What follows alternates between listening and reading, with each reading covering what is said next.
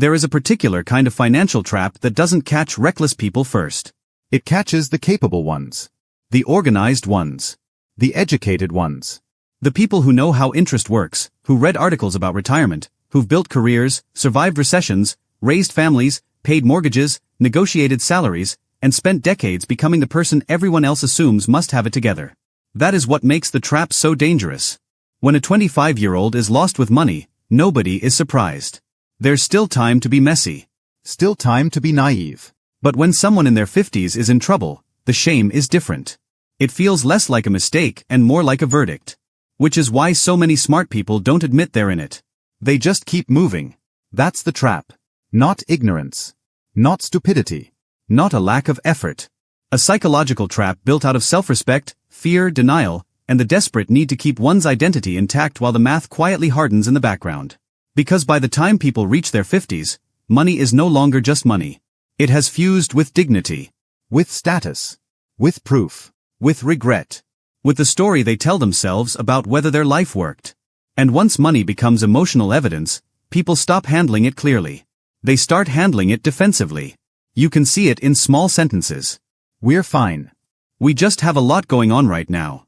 Once the kids are through this phase, things will settle down. I've earned the right to enjoy my life. I'm behind but not behind. I know what I'm doing. That last one is especially dangerous. Smart people often get trapped because intelligence gives them better language for postponement. A person with no financial vocabulary may simply avoid the issue. A highly competent person can do something more sophisticated. They can rationalize it beautifully. They can turn drift into strategy. They can rename anxiety as complexity. They can make a deeply emotional problem sound like a temporary tactical decision. And because they are, in fact, smart, other people believe them. Sometimes they believe themselves. Imagine a man in his mid-50s named Daniel. Senior role. Good income. Not billionaire money, not private jet money, just the kind of salary that causes people to assume security. He and his wife live in a nice home. Their children are older now, one in college, one trying to launch. Daniel has retirement accounts, some equity, a decent title, and a social circle that looks stable from the outside. He is exactly the kind of person younger people point to when they say, "If I can get there, I'll be okay." But Daniel wakes up at 3:17 in the morning more often than he tells anyone. Not because he is broke. Because he can feel the edges closing in. He cannot easily step down at work because the lifestyle was built around his current income. He cannot easily save much more because the obligations are already layered in. He cannot easily cut spending because most of his spending no longer feels luxurious. It feels locked. He cannot easily tell the truth because for 30 years he has been the competent one. And competent people do not panic publicly. So he stays in motion. That's the money trap in your 50s. When your life becomes too expensive to question and too identity loaded to correct quickly. At that age, the issue usually isn't one giant mistake. It's 1,000 emotionally understandable decisions that were never forced into the light at the same time. The house that felt deserved. The school district that felt necessary. The vacations that felt earned. The quiet habit of upgrading each time income rose. The adult children who still need help, just not in the ways anyone predicted. The parents are aging in the background. The belief that earning well means you must be doing well. The assumption that there will be a cleaner moment later to deal with all of it. Later is the sedative. It lets intelligent people delay without feeling irresponsible. And the mind becomes extremely creative when delay protects identity. This is where the trap gets psychological, not mathematical. Because most smart people in their 50s do know some version of the numbers. They know they should probably save more. They know debt should probably be lower. They know retirement may not arrive on schedule. The problem is not a total absence of awareness. The problem is partial awareness mixed with emotional avoidance. That combination is lethal. Partial awareness creates discomfort. Avoidance prevents action. So the person lives in a state of background dread while continuing almost all the same behaviors. It is one of the most exhausting ways to live because nothing fully breaks, but nothing feels safe either. And there is a very specific reason this happens in the 50s. Earlier in life, ambition covers a lot. In your 30s and 40s, it still feels plausible that growth will outrun mistakes. More promotions. More upside. More time. More runway. There is still enough future left to mentally use the future as a solution. But in your 50s, time changes character. It stops feeling abstract. You begin to understand, not intellectually but physically, That some doors do not stay open simply because you are a serious person. Energy changes.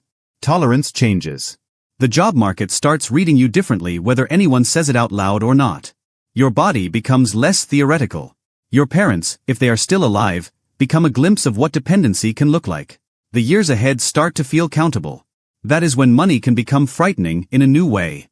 Not because you suddenly want more things. Because you suddenly realize what money was supposed to buy you by now. Margin. Choice. Relief. The ability to stop if needed. The right to exhale without asking permission from a paycheck. And if you can feel that those things are not fully there, the mind does something strange. It often doesn't get more honest. It gets more protective. This is why smart people in their 50s can become less rational with money, not more. They may spend to preserve a feeling of normalcy. They may overwork to avoid looking at the underlying structure. They may refuse to downsize because the house has become a monument to years already spent building a life. They may keep helping grown children beyond reason because saying no feels like confessing scarcity. They may cling to jobs they hate because the title is now holding up more than income. It is holding up self-image. At that point, money decisions stop being about optimization. They become acts of emotional self-defense. A woman named Karen feels this every time she opens her closet. She is successful, sharp, socially polished, and quietly overwhelmed. Nothing she owns looks irresponsible. That is part of the problem. Her spending does not look like chaos. It looks curated, professional, tasteful, mature. A better sofa. A better handbag. Better skincare. Better restaurants because life is short. Better flights because she's too old to be uncomfortable. Better everything in small, explainable doses. None of it sounds insane. Each purchase has a logic. Each upgrade fits the person she has become. But underneath it is a fear she would never say plainly. If I stop living at this level, what exactly have all these years been for? That question ruins people. Because it reveals that many midlife money decisions are not about pleasure at all. They are about emotional continuity. People want their outer life to match the effort of their inner story. They have worked too hard to feel like they are moving backward. So even when the spending needs to change, the psyche resists. Not because the person loves waste. Because retreat feels like humiliation. This is how a smart person becomes trapped by sunk cost. Not just financial sunk cost, but identity sunk cost. They already spent decades becoming this version of themselves. The neighborhood, the habits, the standards, the social circle, the image of being stable, generous, successful, unfazed. To question the money structure now feels like questioning the entire architecture of the self. So they don't ask the question. They trim around the edges. Cancel a subscription. Skip a few dinners. Tell themselves they're being more mindful.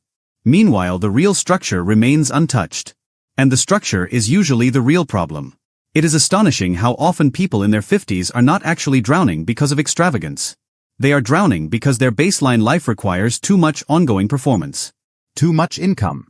Too much stamina. Too much perfection. Too little room for bad luck. That is what makes the trap so cruel. From the outside, they don't look irresponsible. They look accomplished. Inside, they feel one disruption away from exposure. Exposure is the word underneath all of this. Smart people are often less afraid of being poor than of being seen as having mismanaged the life they were supposed to master. They don't want the children to know. They don't want friends to know. They don't want co-workers to know. Sometimes they don't even want a spouse to know the full intensity of their fear because saying it aloud would make it real. So they manage impressions while losing margin. And if you lose margin in your 50s, you feel it differently than in any other decade. In your 20s, being broke can feel temporary. In your 30s, it can feel stressful but still fixable. In your 40s, it starts to feel consequential. In your 50s, it can feel personal. It can feel like life gave you enough time to become wiser, and somehow you still built something more fragile than it appears. That emotional interpretation is what keeps people trapped. They are not only dealing with financial pressure. They are dealing with self-accusation. And self-accusation produces strange behaviors. Some people become hyper-controlling. They obsess over tiny expenditures while refusing to face the giant structural ones. Some become fatalistic.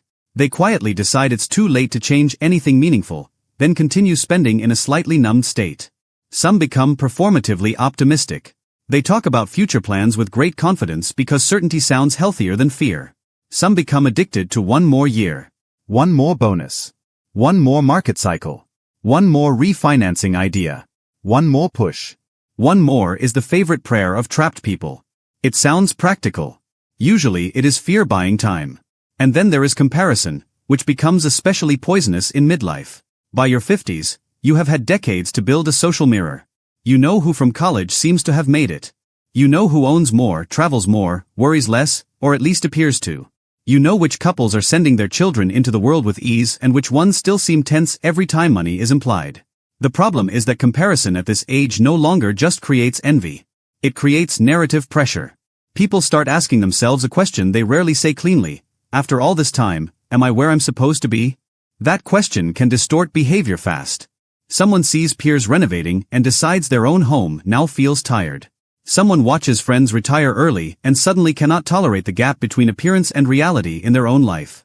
Someone hears a colleague mention a brokerage account casually and feels a private wave of embarrassment that turns into impulsive oversaving, reckless investing, or paradoxically, more lifestyle signaling. Because when shame enters the room, people often stop making decisions for the future and start making decisions for emotional pain relief. Pain relief can look expensive. It can also look respectable. That's another reason smart people get caught. Their mistakes often wear adult clothing. They are not usually buying obvious nonsense. They are maintaining standards. Supporting family. Keeping options open. Rewarding themselves after hard years. Refusing to live like someone in decline. Every one of those motives can be emotionally understandable. That does not make them financially survivable. And no trap in midlife is complete without denial dressed as responsibility. This is the parent trap. The I'm doing it for the family trap. The I can't pull back now, people depend on me trap. Sometimes it's true. People do depend on them. But dependency becomes dangerous when it allows someone to never confront what they are sacrificing to remain needed. There are people in their 50s quietly draining their own future to preserve their role as rescuer, provider, stabilizer, the one who never says no. They pay for too much, cover too much, extend too much, absorb too much. They call it love, and often it is love. But part of it can also be identity addiction. If I stop overgiving, who am I in this family? If I set limits, will I still be admired? If I prioritize my own security now, will it reveal that I should have done this years ago? So they continue. Smart. Loving. Tired. Trapped. And here is the part almost nobody wants to admit. A lot of people in their 50s are not afraid of being poor someday. They are afraid of looking ordinary after a lifetime of trying not to be. That sounds harsh, but it explains a lot. Midlife is when people realize that success is less permanent than they hoped and less visible to others than they imagined. So they cling harder to symbols. Not always flashy symbols. Sometimes just the quiet markers of having done well. The right area. The right holidays. The right gifts. The right ease. The trap is that maintaining those symbols can quietly consume the very security they are meant to represent. So the person looks stable while becoming more fragile. Looks established while becoming more dependent. Looks successful while losing the ability to stop. That is one of the darkest midlife financial paradoxes. Some people are performing the image of safety by spending the substance of safety. And because they are smart, they can explain every step. There is a way out, but it usually begins with a kind of honesty that feels almost insulting at first. Not spreadsheet honesty alone. Psychological honesty. The willingness to ask, without flinching, what part of my financial life is actually about fear? What part is about image? What part is about not wanting to grieve the version of adulthood I thought I'd have by now? What part of my spending keeps a self-concept alive? What part of my overworking is really avoidance? What standard am I preserving that is no longer preserving me? Those questions are uncomfortable because they strip the glamour off the trap. They reveal that many smart people are not financially stuck because they lack discipline. They are stuck because their ego has signed contracts their future self cannot easily afford. And ego, especially a wounded or frightened one, is expensive.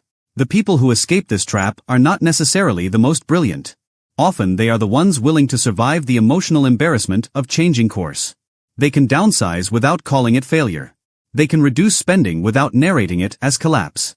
They can tell the truth to themselves before life tells it for them. They can separate who they are from what their lifestyle has been proving. That is harder than budgeting.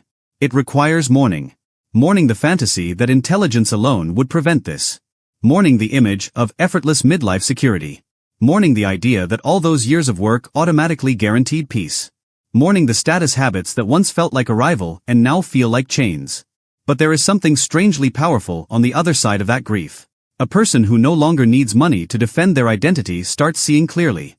The house becomes a cost or a shelter, not a symbol. The job becomes income or strain, not selfhood. The lifestyle becomes a set of choices, not proof of worth. The future becomes negotiable again. That is what the trap steals first, negotiability. It convinces smart people that because they built this life, they must now serve it. No. A life is supposed to support the person. The person is not supposed to become the maintenance crew for their own image. That is the reframe many people need in their 50s. Not be more disciplined. Not cut coffee and make a budget. Something deeper. Stop protecting the identity that is trapping you. Because the real money trap isn't overspending. It isn't inflation. It isn't even bad planning, not exactly. It's the moment money becomes too entangled with pride for you to change your behavior cleanly. Once that happens, smart people do not become free. They become sophisticated prisoners. They keep earning. Keep justifying. Keep postponing. Keep looking fine. Until one day the gap between appearance and reality becomes too wide to cross casually.